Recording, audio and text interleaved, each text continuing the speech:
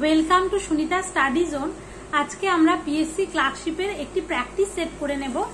আর তোমরা অনেকেই জিজ্ঞেস করো যে কোন বইটা থেকে করব, তো আমি এই যে লীলা রয়ের যে বইটা থেকে, সেখান থেকে আমি নিজেও প্র্যাকটিস করি আর সেটা তোমাদের সাথে শেয়ার করি।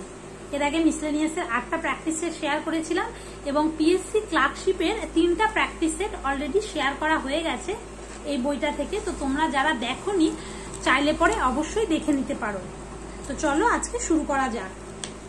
প্রথম কোয়েশ্চেন, যে সলবাইয়ের সন্ধি কত সালে স্বাক্ষরিত হয়েছিল? ট্রিটি অফ সলবাই সেটা সাইন হয়েছিল কত সালে?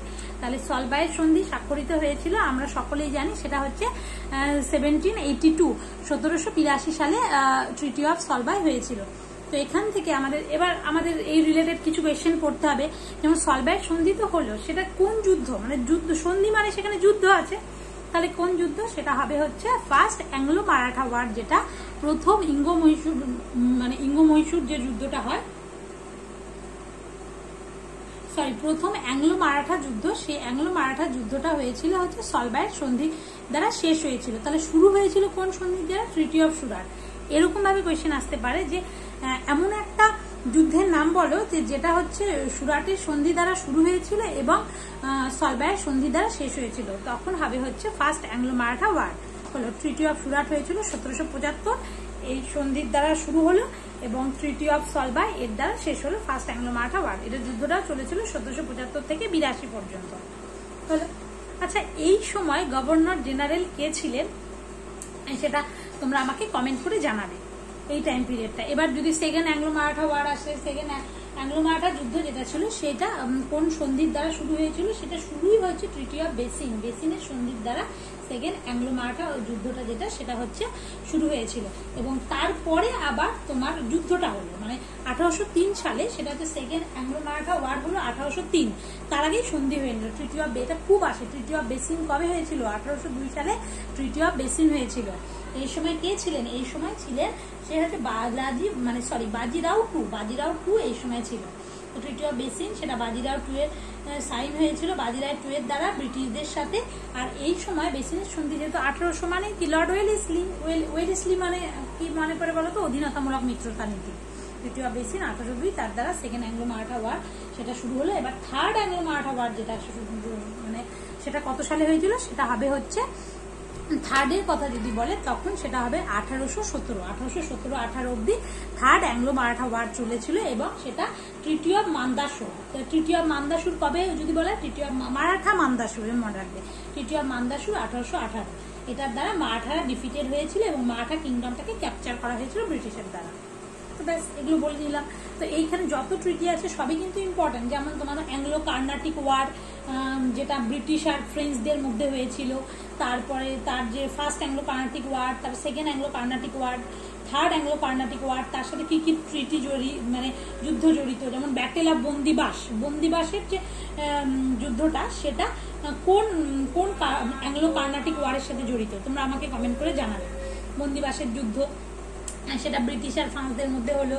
তারপরে অ্যাংলো বেঙ্গল যে যুদ্ধগুলো যেগুলো আছে, battle of Palashi, battle of boxer, Anglo Mysore যে ওয়ারগুলো আছে, ফার্স্ট, সেকেন্ড, থার্ড, এরকম পরপর চলতে থাকবে, ফোর্থ। তারপরে আসবে অ্যাংলো মারাঠা যে ওয়ার, সে 3টা আছে। তারপরে অ্যাংলো শিখ ওয়ার আছে, অ্যাংলো আফগান ওয়ার।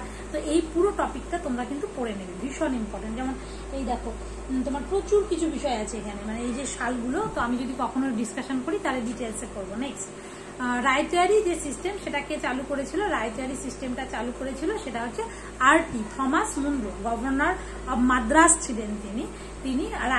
এটা কিন্তু আসে ডাব্লিউবিসিতে আসা question. Ryotwari system RT Thomas Munro চালু করেছেন। তাহলে কোথায় চালু করলেন? সেটা চালু করলেন মাদ্রাস, যেহেতু গভর্নর অব মাদ্রাস ছিলেন তাই মাদ্রাসে রায়তওয়ারি সিস্টেমটা চালু করলেন হলো। আর হচ্ছে সেটা কবে চালু করলেন? 1820। তাহলে 1820 মানে কে ছিল? লর্ড হেস্টিংসের সময়, মানে 1813 থেকে 1823 অব্দি উনি ছিলেন। তো লর্ড হেস্টিংসের সময় রায়তওয়ারি সিস্টেম মাদ্রাসে শুরু হলো। থমাস মুনরো আর তার সাথে ছিলেন আলেকজান্ডার রিড হলো। এবার হল্ট ম্যাকেনজি নামটা দেখছো, নাম শুনেছি ম্যাকেনজি মহলওয়ারি, ভাই মনে রাখবে ম্যাকেনজি মহলওয়ারি। আর আরেকটা কথা রায়তওয়ারি, রায়ত কথাটার অর্থ হচ্ছে কৃষক, যেটা ফার্মার, পিজেন্ট। সেই রায়েত থেকে রায়তওয়ারি এসেছে। তাহলে এই সিস্টেমটা কি হলো বলতো, রায়েতদের সাথে কৃষকদের সাথে যে আমাদের যে ব্রিটিশ গভর্নমেন্টের একটা সরাসরি কানেকশন তৈরি হলো, যে এই জমি চাষ করলে এতটা পরিমাণ সেখানে কর দেবে, আর এরকম একটা বিষয়।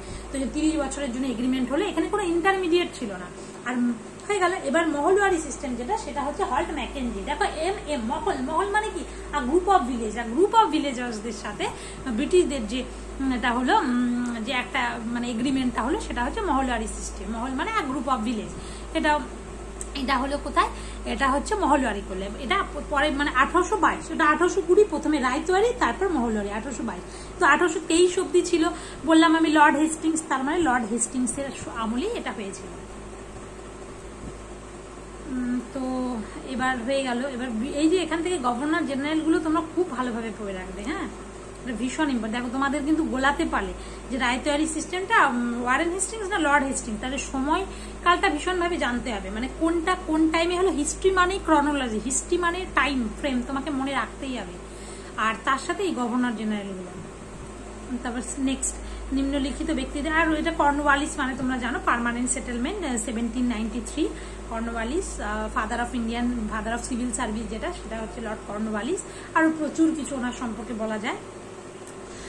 তো নেক্সট, নিম্নলিখিত ব্যক্তিদের মধ্যে কে দ্বিতীয় চন্দ্রগুপ্তের নবরত্ন সভার একজন বিখ্যাত স্থাপত্যকার? তার মানে কি, তার মানে হচ্ছে আর্কিটেক্ট। এর মধ্যে কে আর্কিটেক্ট ছিল এই বিষয়টা জানতে চেয়েছে। তাহলে কে আর্কিটেক্ট ছিল, দেখো তোমরা কিছু অনেক কিছু কি হয় বলতো, অনেক কিছু হয় মানে কি, আমরা হয়তো ডিরেক্ট পারি না, কিন্তু যে অপশন এলিমিনেশন এর মাধ্যমে আমরা পারতে পারি। যেমন দেখো চন্দ্রগুপ্ত টু, আচ্ছা চন্দ্রগুপ্ত টু এর টাইটেল কি ছিল? গুপ্ত যুগের যে সম্রাট চন্দ্রগুপ্ত টু, ওনার টাইটেল ছিল সকারি বা বিক্রমাদিত্য। ওনার রাজসভায় কি এসেছিল? ওনার রাজসভায় এসেছিলেন ফাহিরেন। খুব ইম্পর্টেন্ট কোয়েশ্চেন।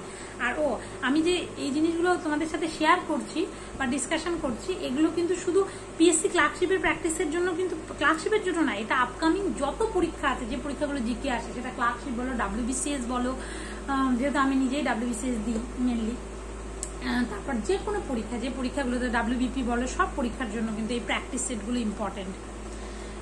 তো যাই হোক, এবারে হচ্ছে নেক্সট যেখানে ছিলাম সেটা হচ্ছে নবরত্ন সবার মধ্যে কে একজন মানে হচ্ছে স্থাপত্যকার ছিলেন, স্থাপত্যকার বা যেটাকে বলা হয় আর্কিটেক্ট। তো চন্দ্রগুপ্ত টু সম্পর্কে তো বললামই, আর ওনার কিন্তু নবরত্ন ছিল, সবাই নবরত্ন ছিল। সেই নবরত্নদের মধ্যে একজন ছিলেন হচ্ছে শঙ্কু, তিনি ছিলেন আর্কিটেক্ট। তাহলে আর্কিটেক্ট মানেই হচ্ছে শঙ্কু। দেখো কিভাবে অপশন বাদ দেবে। বেতাল ভট্ট, বেতাল ভট্ট মানেই তোমরা জানো ম্যাজিশিয়ান। ইনি একজন কে ছিলেন? বেতাল ভট্ট কিন্তু একজন ম্যাজিশিয়ান ছিলেন। তার মানে কি, এটা নিশ্চয়ই হবে না, কিন্তু অপশন বাদ দিয়ে করবো। ধন্বন্তরী মানেই ফিজিশিয়ান ছিলেন, হবে না। বড়উচি মানেই কি, বড়উচি মানে অনেক রচনা করছেন, গ্রামারিয়ান ছিলেন, সংস্কৃত স্কলার ছিলেন। তা নিশ্চয়ই শঙ্কুটাই পড়ে থাকলো, মানে শঙ্কুটাই পড়ে থাকলো, এটাই হচ্ছে আর্কিটেক্ট হবে। এবারে 9 জন ছিলেন, সেই 9 জন কে কে ছিলেন? চন্দ্রগুপ্ত সবাই নবরত্ন বলা হতো। যেমন অমর সিমহা ছিলেন, তিনি একজন সংস্কৃত লেক্সিকোগ্রাফার। এই ওয়ার্ডটা মনে রাখবে, এটা কিন্তু ইংলিশ ওয়ার্ডের জন্য ভীষণ ইম্পর্টেন্ট। ওয়ান হু কম্পাইলস ডিকশনারি যিনি কম্পাইল করেন, ওনাকে বলা হয় লেক্সিকোগ্রাফার। তো অমর সিমহা তিনি ছিলেন হচ্ছে সংস্কৃত লেক্সিকোগ্রাফার এবং একজন পোয়েট ছিলেন। তিনি অমর কোষ লিখেছিলেন, তোমরা সকলেই জানো। ধন্বন্তরী ফিজিশিয়ান বললাম। হরিসেন, এটা পোয়েট এবং রাইটার। যিনি হরিসেন কি আমরা পড়ে আসছি না, সমুদ্রগুপ্ত সহকবি ছিলেন হরিসেন। এই ওনার সময় চন্দ্রগুপ্ত টু এর টাইমেও ছিলেন তিনি। প্রয়াগ প্রশস্তি বা এলাহাবাদ পিলার ইনস্ক্রিপশন হরিসেনের। তারপর কাহা পান্না তিনি ছিলেন অ্যাস্ট্রোলজার ছিলেন। তারপরে হচ্ছে বরাহ মিহির যিনি ছিলেন, সেই বরাহ মিহির তোমরা সকলেই জানো, অ্যাস্ট্রোনমার ছিলেন, ম্যাথমেটিশিয়ান, সায়েন্টিস্ট। বরাহ মিহির পঞ্চসিদ্ধান্তিকা লঘু জাতক, বৃহৎ জাতক, প্রচুর বই আছে কিন্তু ওনার বরাহ মিহিরের। তার বড়উচি গ্রামারিয়ান এবং সংস্কৃত স্কলার ছিলেন। বেতাল ভট্ট ম্যাজিশিয়ান বললাম, আর শঙ্কু আর্কিটেক্ট। এই 9 জন। দেখো একটা কোয়েশ্চেন তোমাকে দিয়েছে 9 জন সম্পর্কেই কিন্তু তোমাকে জেনে রাখতে হবে, তাদের আবার কি রকম কি ছিল, অনেক কিছু জানতে হবে। তারপর কালিদাস, যেটা বলাই হলো না তোমাদেরকে, যেটা সবচেয়ে ইম্পর্টেন্ট, সেটা হচ্ছে কি, সেটা হচ্ছে কালিদাস কিন্তু ছিলেন। তাই কবি কালিদাস আমরা সকলেই জানি। এবার কালিদাসের বিভিন্ন ইম্পর্টেন্ট, রঘুবংশম, কুমার সম্ভবম, শকুন্তলা, ঋতু সংহার, এরকম প্রচুর আছে কালিদাসের লেখা। মানে উত্তর পশ্চিম ভারতের সম্রাট অশোকের শিলালিপিগুলি কোন ভাষায় রচিত হয়েছিল? যখন আমরা নর্থ ওয়েস্টার্ন পার্টের দিকে চলে যাব, সেই নর্থ ওয়েস্টার্ন পার্টের দিকে গেলে পরে সম্রাট অশোকের শিলালিপি, তার মানে সেটা হবে কি, সেটা হচ্ছে খারস্তি। নর্থ ওয়েস্টার্ন পার্টে খারস্তি শিলালিপিতে লেখা হয়েছিল। অশোকের শিলালিপির প্রথম পাঠোদ্ধার কে মনে করেছিল বলতো? ওই যে জেমস প্রিন্সেপ ছিলেন না, জেমস প্রিন্সেপ প্রথম অশোকের শিলালিপির পাঠোদ্ধার করেছিলেন। এটাও কিন্তু ভীষণ একটা ইম্পর্টেন্ট কোয়েশ্চেন, আমাদের কিন্তু WBCS এটা আসে পরীক্ষা, মানে অশোকের ব্রাহ্মী স্ক্রিপ্ট যে উদ্ধার করলেন না, সেটা হচ্ছে প্রিন্সেপ যিনি, সেটা। তারপরে আরো অনেক কিছু আছে, তোমার এখানে বলতে গেলে তোমার শেষই হবে না। 1837 সালে জেমস প্রিন্সেপ অশোকের শিলালিপির পাঠোদ্ধার করলেন, ব্রাহ্মী স্ক্রিপ্ট। আর খারস্তিতে বললাম নর্থ ওয়েস্টার্ন রিজনগুলোতে খারস্তি স্ক্রিপ্ট। আর এই যে যদি বলে এর মধ্যে বাইলিঙ্গুয়াল কোনগুলো, সেটা হচ্ছে আরাবিক আর গ্রিক, এটা কিন্তু বাইলিঙ্গুয়াল। কান্দাহারি দিক যেটাকে বলে আরাবিক আর গ্রিক, সেটা এই দুটো, সেটা হচ্ছে বাইলিঙ্গুয়াল আফগানিস্তানে।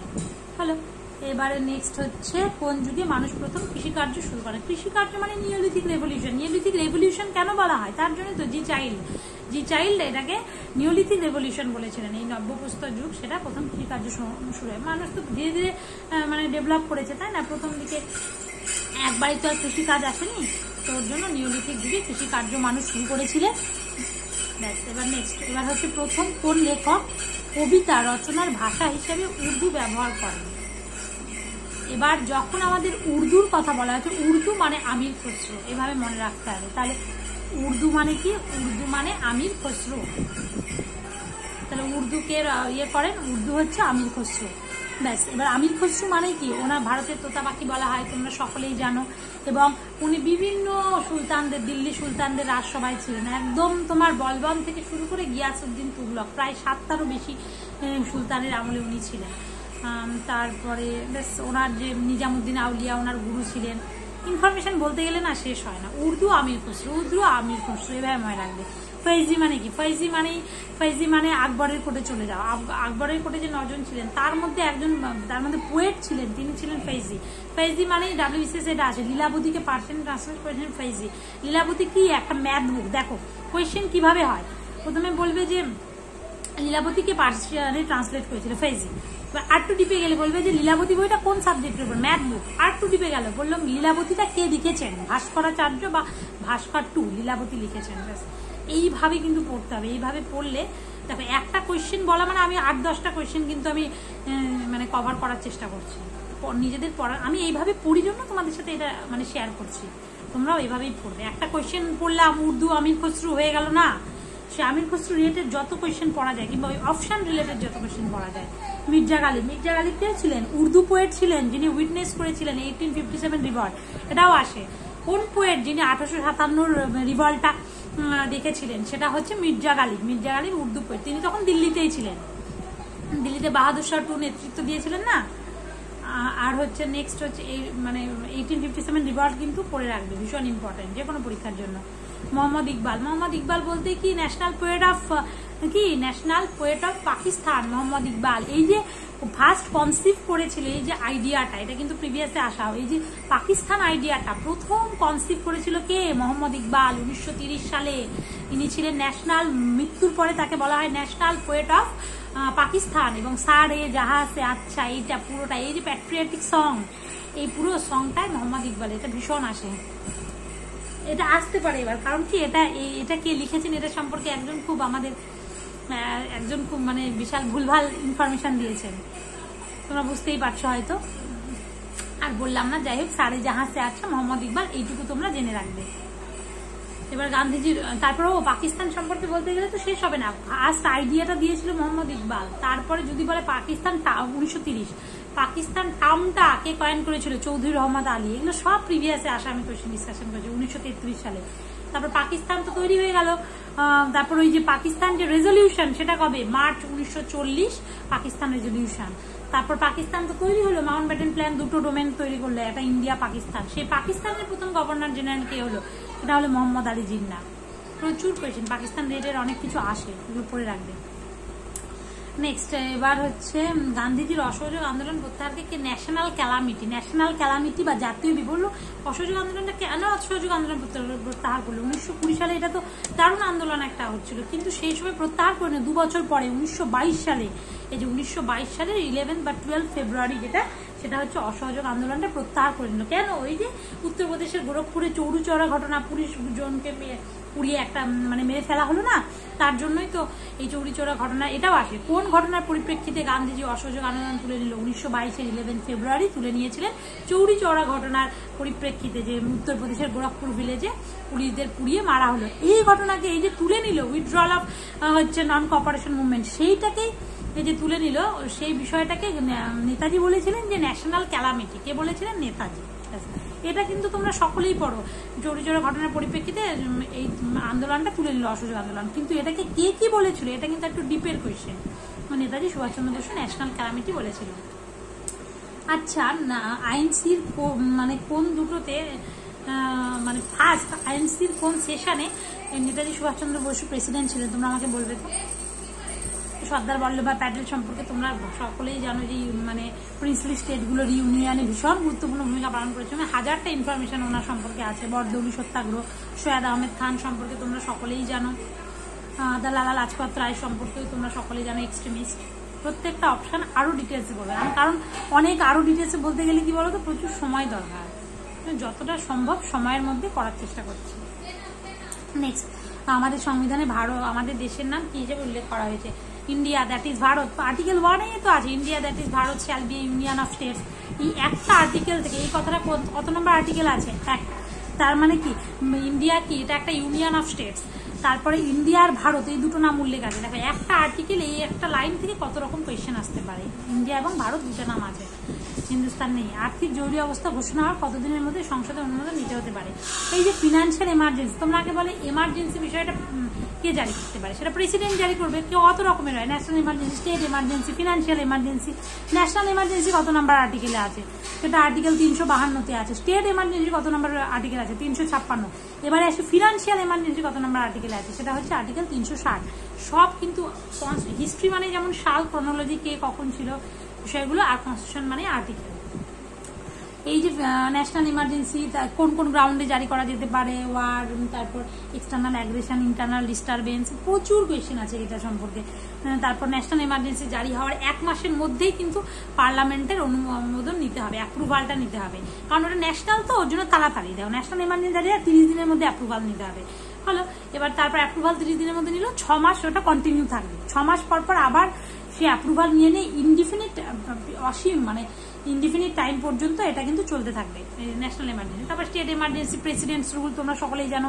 অনেক সময় গভর্নর বলছে যে স্টেট এমার্জেন্সি জারি করা উচিত, প্রেসিডেন্টের হাতে নেওয়া উচিত প্রেসিডেন্ট রুল। সেটা কত নাম্বার? 356 নম্বর আর্টিকেল। সে স্টেট এমার্জেন্সি জারি হওয়ার সেটা 60 দিন। স্টেট ফিনান্সিয়াল এমার্জেন্সি যেমন, তেমন স্টেট এমার্জেন্সিও তেমন।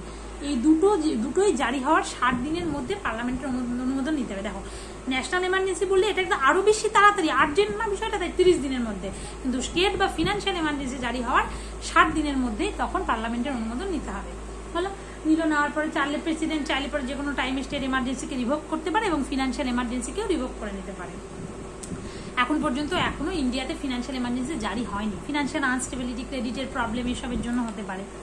তারপরে ব্যাস, যদি তোমার ফিনান্সিয়াল এমার্জেন্সি জারি হয়, তাহলে যে মানে ইউনিয়নের আন্ডারে যারা মানে সার্ভিস করছেন, বা স্টেটের আন্ডারে যারা সার্ভিস করছেন, কিংবা যারা হাইকোর্ট, সুপ্রিম কোর্টের জাজেদের স্যালারি, সব কিছু কিন্তু রিডিউস হয়ে যাবে ফিনান্সিয়াল এমার্জেন্সি সম্পর্কে। এটাও একটা কোশ্চেন। তোমাদেরকে আমি যা পয়েন্ট বলছি প্রত্যেকটাই কোনো না কোনো পরীক্ষায় এসেছে এবং আসার উপযুক্ত, সেগুলোই ডিসকাশন করছি। ব্যাস এই আর কি। তা এখন পর্যন্ত কতবার ন্যাশনাল ইমার্জেন্সি জারি হয়েছে? 3বার ন্যাশনাল ইমার্জেন্সি। কবে জারি হয়েছে? 1962, 71, 75। তার কি গ্রাউন্ড? এমার্জেন্সিটা পুরো গুলে খেয়ে নেবে। নেক্সট, কোন সালে দিল্লিকে জাতীয় রাজধানী অঞ্চলের মর্যাদা? National capital territory. দিল্লি তো আমাদের ন্যাশনাল ক্যাপিটাল টেরিটরি, সেই দিল্লি। আচ্ছা বলবে তো তোমরা আমাকে, কলকাতা থেকে দিল্লিতে কবে ক্যাপিটাল ট্রান্সফার করা হয়েছিল? নেক্সট, দিল্লিকে জাতীয় রাজধানী মর্যাদা দেওয়া হচ্ছে 69 কনস্টিটিউশন অ্যামেন্ডমেন্ট। আর অ্যামেন্ডমেন্ট, কনস্টিটিউশন মানে যেমন আর্টিকেল তেমন অ্যামেন্ডমেন্ট। তো অ্যামেন্ডমেন্টগুলো ভালো করে পড়তে হবে। সেটা 69 কনস্টিটিউশন অ্যামেন্ডমেন্ট অ্যাক্টের দ্বারা 1991 দিল্লিকে ন্যাশনাল ক্যাপিটাল টেরিটরি, দিল্লির মর্যাদা দেওয়া হয়েছিল। এবার 1978 সেখানে হচ্ছে 44 কনস্টিটিউশন অ্যামেন্ডমেন্ট অ্যাক্ট, 44তম কনস্টিটিউশন অ্যামেন্ডমেন্ট অ্যাক্ট, যেটা রাইট টু প্রপার্টি, সেটাকে ডিলিট করে দেওয়া হলো, ফান্ডামেন্টাল রাইট থেকে লিগাল রাইটে করা হলো। বারবার কোশ্চেনটা আসে, সেটা যে কোনো পরীক্ষায়। 1978। নেক্সট, ভারতীয় অর্থনীতি উদারীকরণের পথপ্রদর্শক প্রায়োনিয়ার অফ মানে ইকোনমিক লিবারালাইজেশন যাকে বলা হয়। লিবারালাইজ মানে কি? LPG model. এলপিজি মডেল মানে কি? সেসব ফিনান্স মিনিস্টার মনমোহন সিং এর গুরুত্ব অপরিসীম। Pioneer of Indian economic liberalisation হলে ডক্টর মনমোহন সিং, সেসব ফিনান্স মিনিস্ট্রিতে ছিলেন। এলপিজি মডেল আর পিভি নরসিংহ রাও সেই সময় তোমার কি ছিলেন? প্রাইম মিনিস্টার ছিলেন পিভি নরসিংহ রাও। এবং এইথ প্ল্যান যেটা, এইথ প্ল্যানকে বলা হয় কিন্তু রাও মনমোহন মডেল। এলপিজি মডেলটা খুব ভালো করে পড়তে হবে। 1991-এ কি জন্য এইটা আনা, মানে এই মডেলটা আনা হলো, নিশ্চয়ই ব্যাকগ্রাউন্ড আছে, হঠাৎ করে তো আনবে না। কেন লিবারালাইজড করে দেওয়া হলো ইকোনমিকে, কেন প্রাইভেটাইজেশনের উপর গুরুত্ব দেওয়া হলো, কেন গ্লোবালাইজেশনের উপর গুরুত্ব দেওয়া হলো, নিশ্চয়ই তার পেছনে ব্যাকগ্রাউন্ড আছে। তো এত কম সময়ের মধ্যে তো ডিটেলসে আলোচনা করা যাবে না, এগুলো টপিক ধরে ধরে করতে হবে। যদি কখনো সময় হয় অবশ্যই বলবো। আর তোমরা তো হয়তো সকলে জানোই, না জানলে একটু পড়ে নেবে, বলেই দিচ্ছি টপিকগুলো। এবার ভারতীয় অর্থনীতির উদারীকরণের পথপ্রদর্শক হলো নিচের কোন গ্যাসের কারণে মহাসাগরে অম্লকরণ হয়? মহাসাগর ওশেনগুলো অম্লকরণ হচ্ছে মানে কি? Carbon dioxide. কার্বন ডাইঅক্সাইড, এত কার্বন ডাইঅক্সাইড কোথায় মিশছে? Largest sink of carbon dioxide কোথায়? সেই ওশেনে গিয়েই মিশছে। তাই মহাসাগরে অম্লকরণের জন্য দায়ী হচ্ছে কার্বন ডাইঅক্সাইড। কার্বন ডাইঅক্সাইড মহাসাগরে মিশে পিএইচ লেভেলটাকে কমিয়ে দিচ্ছে, কারণ 7-এর কম হলে পরে অ্যাসিড হয়। কারণ কার্বন ডাইঅক্সাইড আর জল মিলে H2CO3, H2CO3 কার্বনিক অ্যাসিড উৎপন্ন করে দিচ্ছে। হলো সালফার ডাইঅক্সাইড, এটা বলবে তো, এটা অ্যাসিড বৃষ্টির জন্য দেয়। সালফিউরিক অ্যাসিড আর নাইট্রিক অ্যাসিড উৎপন্ন হয় না, এই সালফার ডাইঅক্সাইড, এগুলো সব হচ্ছে অ্যাসিড বৃষ্টির জন্য দেয়। এগুলোও ভীষণ ইম্পর্টেন্ট, অ্যাসিড রেন। এইবারে আর এই যে এগুলো যে মানে তোমার মহাসাগরের অ্যাসিডিফিকেশন হচ্ছে ওসানে, তার ফলে অল্টার করে দিচ্ছে পুরো ফুড চেনটাকেই না। এবার এন নন্দিনী এবং হচ্ছে এম ললিতা। নন্দিনী আর ললিতা সিস্টার, ভায়োলিনে বলা হয় না, ভায়োলিনের জন্য বিখ্যাত হচ্ছে নন্দিনী আর ললিতা সিস্টার। এই যে বিভিন্ন বাদ্যযন্ত্র, এইগুলো স্ট্যাটিক পোর্শনটা কিন্তু খুব ভালো আসে ক্লার্কশিপের ক্ষেত্রে। যে কোনো ইম্পর্টেন্ট, যে কোনো এক্সামের জন্য এই বাদ্যযন্ত্রগুলো ইম্পর্টেন্ট। যেমন বেহালা নন্দিনী সিস্টার বলা হলো। শরৎকে, শরৎ মানে কি? সরসর কারা করে? দেখো বলিউডে যারা খানরা থাকে তারাই না সবসময় মানে সবাইকে ছড়িয়ে রেখে নিজেরা এগিয়ে যায়। তো শরৎ মানে সরসর কারা করে? খানরা। খান কোন কোন খান? আমজাদ আলী খান, আলাউদ্দিন খান, আলী আকবর খান, বেশিরভাগ খানই আমজাদ আলী খান বলে, যাই বলে শরৎ। আর সানাইকে বিসমিল্লা বলে, সানাই বাজায় বিসমিল্লা খান সানাই। কে কোন এটা বাজায় ইনস্ট্রুমেন্টের স্ট্র্যাটেজিকে তৈরি করে নেবে।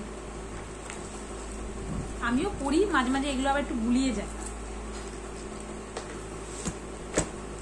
হিউম্যান ব্রেন তো।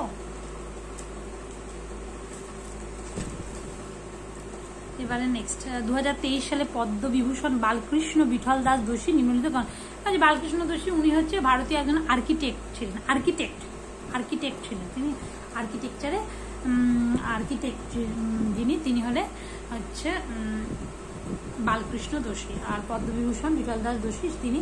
আচ্ছা বলতো আর্কিটেকচারে কোন প্রাইজ দেওয়া হয় সেটা আমাকে বলবে তো। তাহলে পদ্মবিভূষণ বালকৃষ্ণ বিঠল দাস দোষী তিনি হচ্ছে স্থপতি ছিলেন একজন, মানে আর্কিটেক্ট। ব্যাস।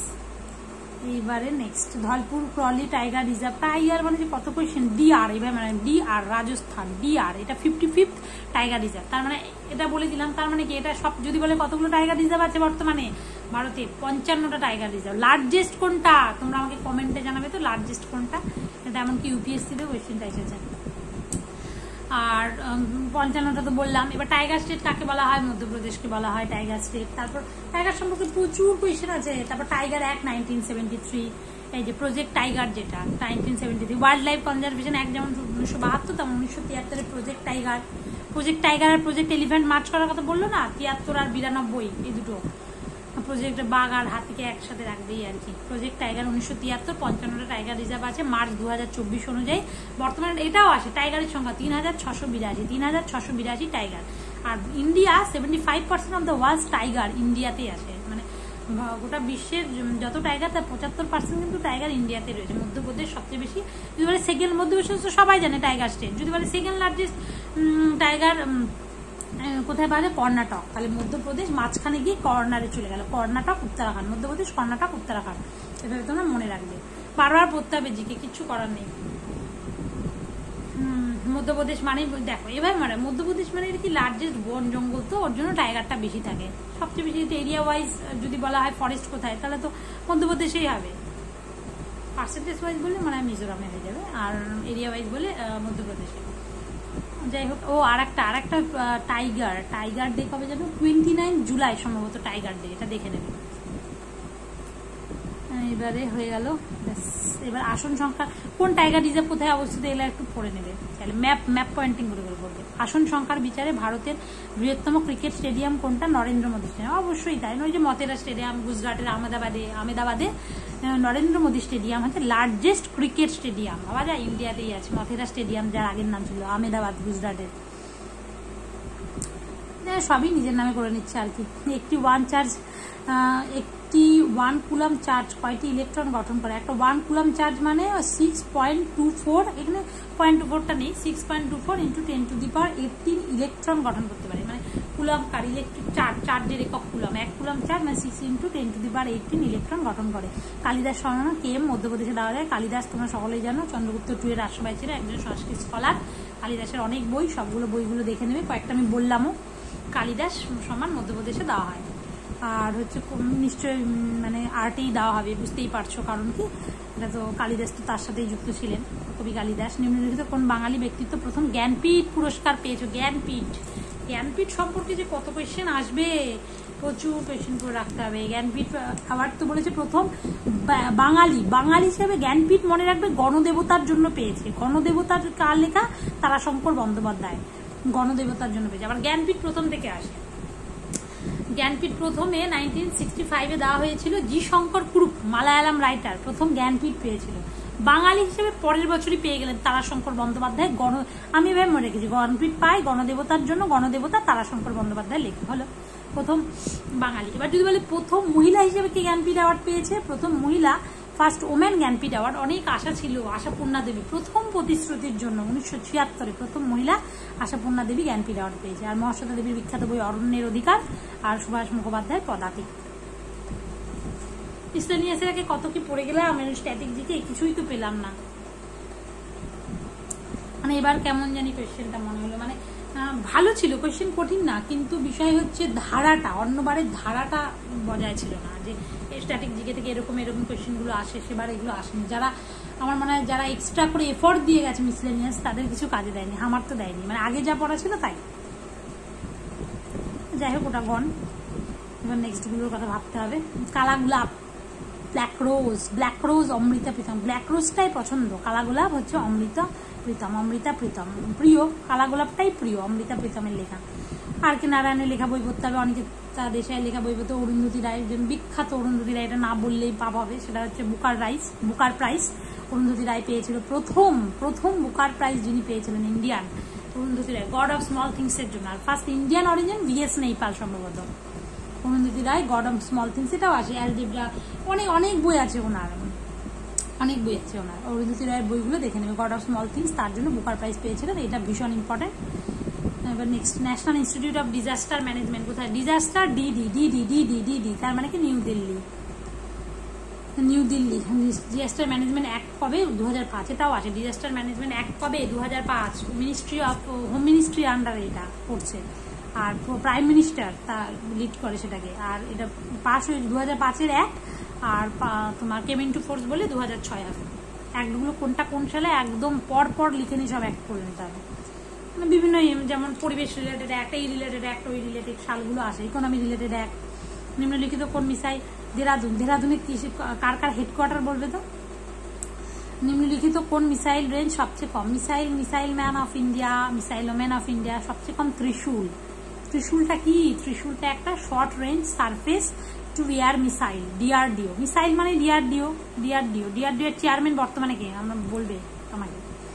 এবার Prithvi, service to service missile. Agni, long range ballistic missile. Dhanush, সব মিসাইল, এর মধ্যে শর্টেজ বললে ত্রিশূল হবে এটা। Missile man of India APJ Abdul Kalam. Missile woman of India, সেটাকে বলে টেসি থমাস। নেক্সট, বিশ্ব স্বাস্থ্য দিবস, ওয়ার্ল্ড হেলথ ডে 7 এপ্রিল 1948-এ। ওয়ার্ল্ড হেলথ অর্গানাইজেশন তৈরি হয়েছিল, তাই 7 এপ্রিল আমরা পালন করি world health day. WHO headquarter কোথায় বলো তো? জেনেভা, সুইজারল্যান্ডের জেনেভাতে। আর এই হেড কে আছে সেটা বলবে আমাকে। নেক্সট, সব করতে হবে। 16ই সেপ্টেম্বর মনে হয় ওজোন ডে মনে হয় 16ই সেপ্টেম্বর, দেখে নেবে তো। আর 8 মার্চ তো তোমরা সকলেই জানো কি day? Women's day, international women's day. তাহলে ন্যাশনাল ওমেন্স ডে কবে? সেটাও জানতে হবে। 13 ফেব্রুয়ারি সম্ভবত। থিম কি ইম্পর্টেন্ট ডে তো, তাহলে এই যে এবার ওয়ার্ল্ড হেলথ ডে তো চলে আসবে। যদি সহজ কোশ্চেন করে বলবে ওয়ার্ল্ড হেলথ ডে কবে, 7 এপ্রিল, বলবে হু এর হেডকোয়ার্টার কোথায়, হু হেলথ জেনে যাও জেনেভাতে। যদি কঠিন কোয়েশ্চেন করে বলবে মাই হেলথ, মোটামুটি কোয়েশ্চেন করলে বলবে ইম্পর্টেন্ট ডে না, তার থিমটা কি, my health my right. Tehari বাঁধ কোন নদীর তীরে অবস্থিত? তেহরি, তেহরি মানে কি হাইয়েস্ট ড্যাম। এই তো রিসেন্ট কোন পরীক্ষা দিলাম চলে আসলো না, তেহরি ড্যামটা highest dam, 260.5 metre. Tehri dam উত্তরাখণ্ডের, ভাগীরথী আর বিলান, ভাগীরথীটাই ধরো। তেহরি ড্যাম হচ্ছে ভাগীরথী রিভার, টিবি তেহরি ড্যাম, ভাগীরথী রিভার উত্তরাখণ্ডে। আর তুঙ্গভদ্রা, এই যে কৃষ্ণা নদী তুঙ্গভদ্রা ড্যাম, কাবেরীর উপর মেত্তুর ড্যাম, নর্মদার উপর সর্দার সরোবর ড্যাম। জিওগ্রাফি মানে আগে ড্যাম পড়বে এবং ম্যাপ পয়েন্টিং করে পড়বে, আমি তো এভাবেই পড়ি। নিম্নলিখিত কোন অঞ্চলে চিরহরিৎ বৃক্ষের বন দেখা যায়? দেখো চিরহরিৎ মানে এভারগ্রিন ফরেস্ট, সবসময় গ্রিন থাকবে, সবসময় গ্রিন থাকবে। তাহলে কোথায় এভারগ্রিন ফরেস্ট দেখা যাবে? আমরা পড়ি ওয়েস্টার্ন, তার মানে যেখানে প্রচুর বৃষ্টিপাত হবে, ওয়েস্টার্ন স্লোপ অফ ওয়েস্টার্ন ঘাট, নর্থ ইস্টার্ন স্টেট, আন্দামান। আর এখানে কোথায় বলেছে, এখানে এভারগ্রিন মানে আরো বেশি ব্রডার অ্যাসপেক্টে বলেছে এভারগ্রিন ফরেস্ট দেখা যায় নিরক্ষীয় অঞ্চল বা ইকুইটেরিয়ান টোরিয়াল যে রিজিয়ন সেগুলোতে দেখা যায়। যেমন যেমন ওয়েস্টার্ন ঘাটের ওয়েস্টার্ন স্লোপ, এই যে এটা ওয়েস্টার্ন স্লোপ, ধরো এটা ওয়েস্টার্ন স্লোপ, তার ওয়েস্টার্ন ঘাটে সাউথ ওয়েস্ট মনসুন এসে প্রচুর ধাক্কা মারে, সাউথ ওয়েস্ট মনসুনটা, তার জন্য ওয়েস্টার্ন স্লোপ অফ ওয়েস্টার্ন ঘাট প্রচুর বৃষ্টিপাত ঘটায় সেখানে। ইস্টার্ন স্লোপটা আবার বৃষ্টিপাত খুব কম, বৃষ্টির ছায় অঞ্চল। নর্থ ইস্টার্ন রেঞ্জগুলো চলে যাও, নর্থ ইস্ট মানেই তো প্রচুর বৃষ্টিপাত হচ্ছে। মেঘালয়ের মৌসিনরাম সবচেয়ে বেশি, চেরাপুঞ্জির মৌসিনরাম সবচেয়ে বেশি বৃষ্টিপাত। আন্দামান নিকোবর তো একদম চিরহরিৎ অরণ্য দেখা যাবে, গাছ গাছ গাছ, প্রচুর বৃষ্টিপাত হয়। তো ওয়েস্টার্ন স্লোপ অফ ওয়েস্টার্ন ঘাট যেখানে সবচেয়ে বেশি বৃষ্টিপাত হয় সেখানেই চিরকাল সবুজ থাকবে, চিরহরিৎ অরণ্য দেখা যায়। ইকুইটোরিয়াল রিজিয়নগুলোতে দেখা যায়। আম্রবৃষ্টি যেটাকে বলা হয় সেটা কোথায় দেখা যায়? Bengal shower, Kerala. Pre monsoon shower, বৃষ্টি মনসুনটা আসছে, সাউথ ওয়েস্ট মনসুন ঢুকছে, তার আগের যে শাওয়ারটা সেটাই প্রি মনসুন শাওয়ার হচ্ছে কেরালা। হলো নেক্সট, লাক্ষাদ্বীপ কয়টি দ্বীপ দিয়ে তৈরি? সকলেই যেন লাক্ষাদ্বীপ 36টা দ্বীপ দিয়ে তৈরি, 36টা দ্বীপ। লাক্ষাদ্বীপের ক্যাপিটাল কাভারাত্রি, স্মলেস্ট, সবচেয়ে লিটারেসি রেটটা বেশি। লাক্ষাদ্বীপ যেমন যত ইনফরমেশন আছে সবই পড়ে দিবে। মিনিকয়ার মালদ্বীপের মাঝে 8 ডিগ্রি চ্যানেল, মিনিকয়ার লাক্ষাদ্বীপের মাঝে 9 ডিগ্রি চ্যানেল।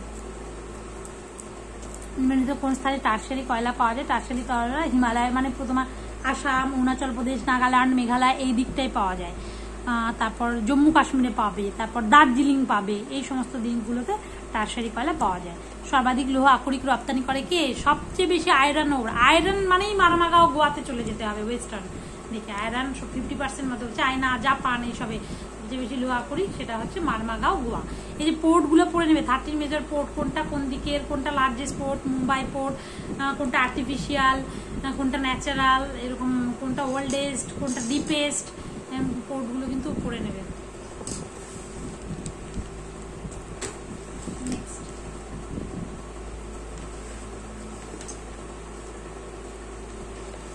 বইটার অবস্থা খুব খারাপ। কততম সংবিধান সংশোধনের মাধ্যমে সিন্ধি ভাষা অষ্টম তফসিলে যুক্ত? সিন্ধি অ্যাড হয়েছিল তোমার 21st কনস্টিটিউশন অ্যামেন্ডমেন্ট 1967, 21তম সংবিধান সংশোধনের মাধ্যমে সিন্ধি। আগে অরিজিনাল কনস্টিটিউশনে 14টা ল্যাঙ্গুয়েজ ছিল, 14টা ভাষা ছিল। তারপরে ধীরে ধীরে সিন্ধি অ্যাড হলো, 15টা হলো 1967-এ। তারপর কোঙ্কনি, মণিপুরি, নেপালি এগুলো কবে অ্যাড হলো? 71st constitution amendment act. একটা 21st তো পড়লে, একটা হচ্ছে 71st পড়বে, আর একটা হচ্ছে তোমার 92nd পড়বে, এই তিনটা। তাহলে 71st কনস্টিটিউশন অ্যামেন্ডমেন্ট অ্যাক্ট যেটা 1992, কোঙ্কনি, মণিপুরি, নেপালি। তাহলে 14 আর 1-এ 15, তারপরে তিনটা 71st-এ হলো কোঙ্কনি, মণিপুরি, নেপালি, মানে তোমার 18টা হয়ে গেল। তারপর 92nd কনস্টিটিউশন অ্যামেন্ডমেন্ট অ্যাক্ট বড়ো, ডোগরি, সান্তালি, মৈথিলি, এটা 22টা হয়ে গেল, এটা 2003-এ। পরপর এগুলো একদম মুখস্থ থাকতে হবে। আর ল্যাঙ্গুয়েজ কত নাম্বার পার্টে আছে বলবে তো? এই যে ল্যাঙ্গুয়েজ গুলো কত নাম্বার পার্টে আছে? নেক্সট, জহর রোজগার যোজনা চালু হয়েছিল কবে? জহর রোজগার যোজনা চালু হয়েছিল হচ্ছে 1989, 1989 সালে জহর রোজগার যোজনা চালু হয়েছিল এবং রাজীব গান্ধীর সময়।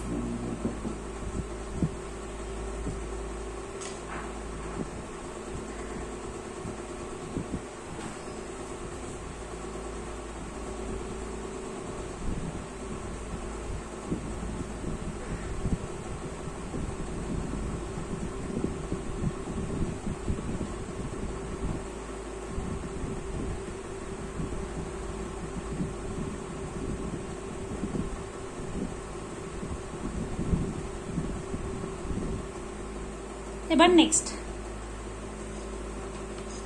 এবারে জওহর রোজগার যোজনা যেটা 1989-এ চালু হলো রাজীব গান্ধীর সময় কত নম্বর পরিকল্পনা করেছে এবার মনে রাখবে তোমরা, 6 নম্বর কত, 80 থেকে 85, 6, তার মানে এটা 1989, তার মানে কি, তার মানে 85 থেকে 90, 7, তার সপ্তম পঞ্চবার্ষিক পরিকল্পনা। এই দুটো মার্চ করে ন্যাশনাল রুরাল এমপ্লয়মেন্ট প্রোগ্রাম আর রুরাল ল্যান্ডেস এমপ্লয়মেন্ট গ্যারান্টি প্রোগ্রাম, এই দুটো মার্চ করে রাজীব গান্ধী তখন করলেন হচ্ছে জওহর রোজগার যোজনা 1989।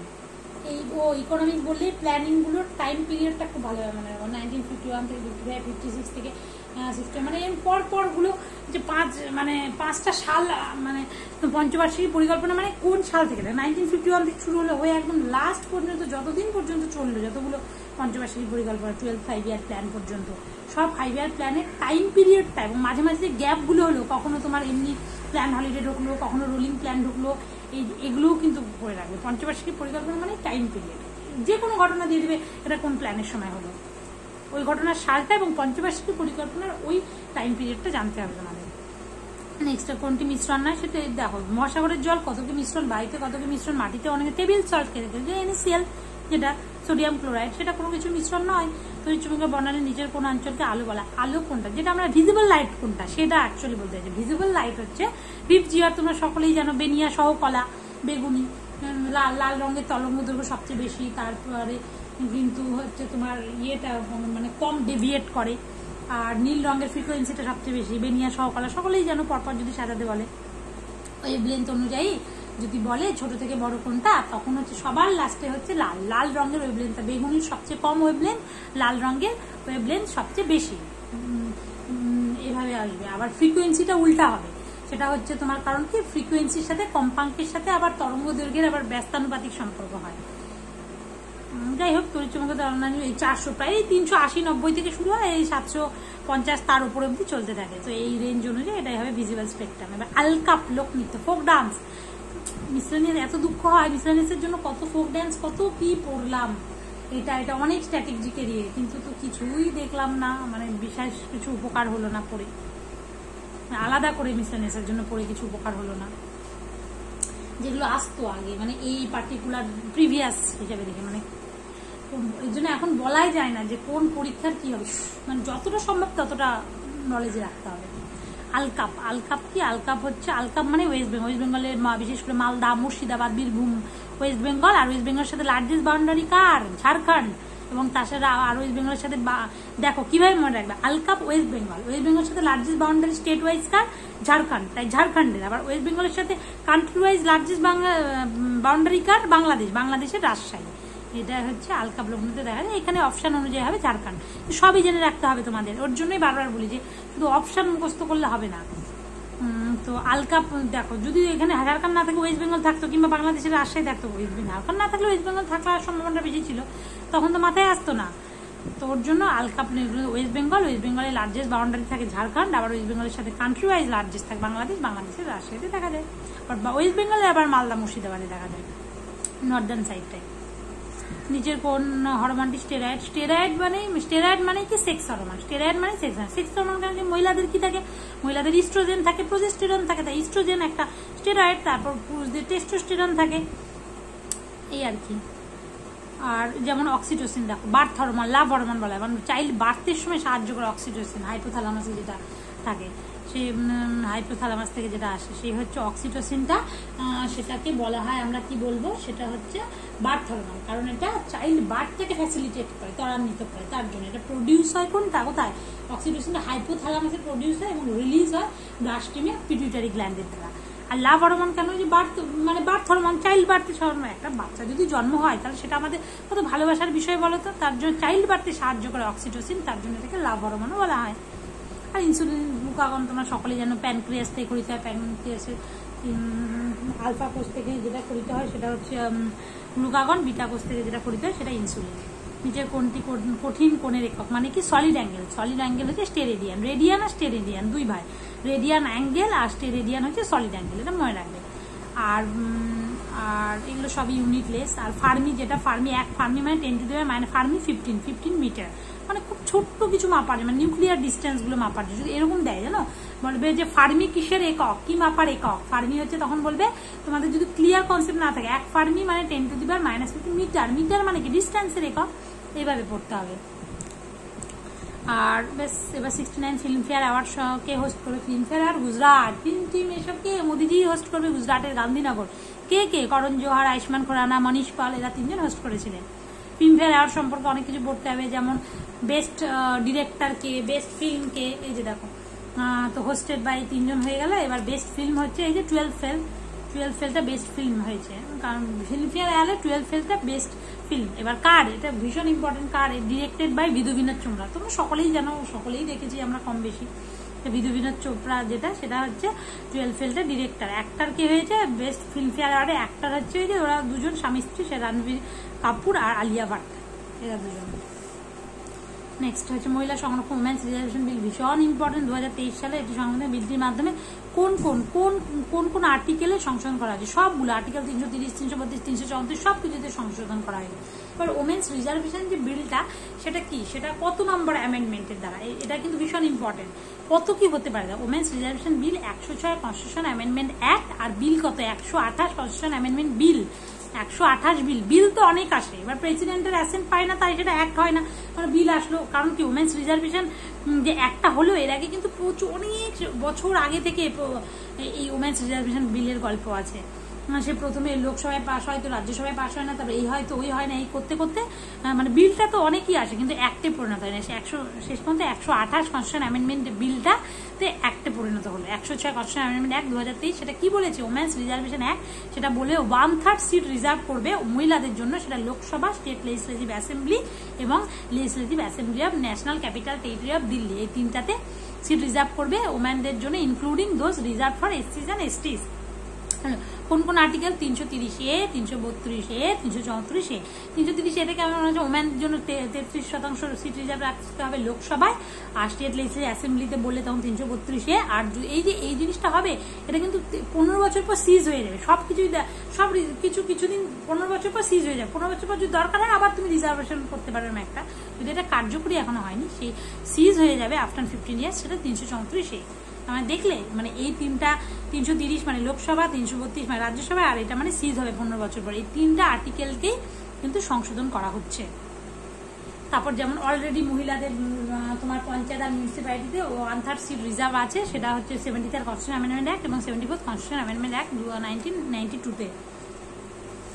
আর এখন পর্যন্ত কতগুলো অ্যামেন্ডমেন্ট হয়েছে সেটাও আসে, 106 পর্যন্ত অ্যামেন্ডমেন্ট হয়েছে।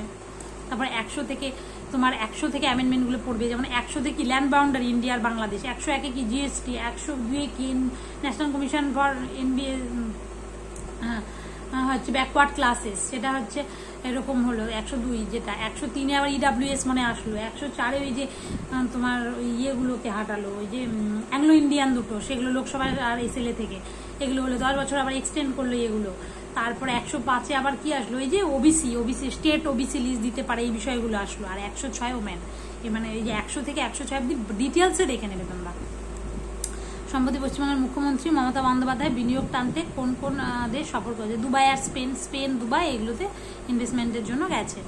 এটা কারেন্ট অ্যাফেয়ার্সের কোশ্চেন। কারেন্ট অ্যাফেয়ার্স এখানে খুব কম দিয়েছে, কিন্তু অ্যাকচুয়াল আগে লাস্ট ইয়ার না কারেন্ট অ্যাফেয়ার্স প্রচুর এসেছে, 14টা কারেন্ট অ্যাফেয়ার্স এসেছে, 11-12টা স্ট্যাটিক জিকে এসেছে এই যে ক্লার্কশিপ এক্সামে। কিন্তু বলা যায় না, যেমন মিসলেনিয়াসে দেখো না কত স্ট্যাটিক জিকে কি সব ছিল, কিছুই তো এখন মানে আগের বছর দেখে পরের বছর কি আসবে না, এটা এখন জাজ করাটা মুশকিল হয়ে যাচ্ছে। এখন আগে এরকমই আসতো, সব পরীক্ষার একটা ধারা বজায় ছিল, এখন যে লাস্ট ইয়ার বিসিএসেও বুঝলে তোমরা, ওর জন্য এখন যতটা সম্ভব মাথায় নিয়ে যেতে হবে।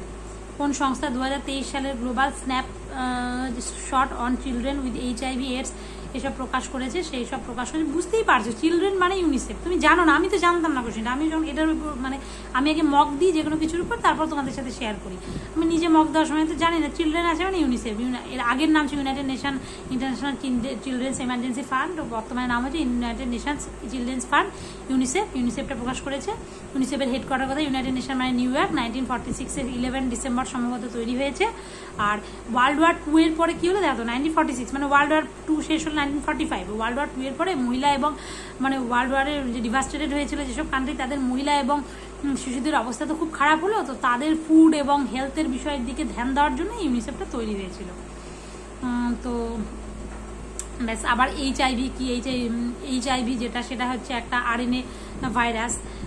তারপর এইটার দ্বারা এডস রোগটা হয়, অ্যাকোয়ার্ড ইমিউনোডেফিসিয়েন্সি সিনড্রোম হচ্ছে।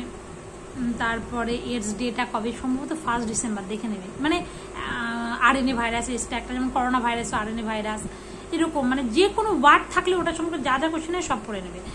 WTO এর হেডকোয়ার্টার কোথাও, World Trade Organization Geneva, trade জেনে যা, World health Organization headquarter Geneva, Red Cross যেটা সেটা হচ্ছে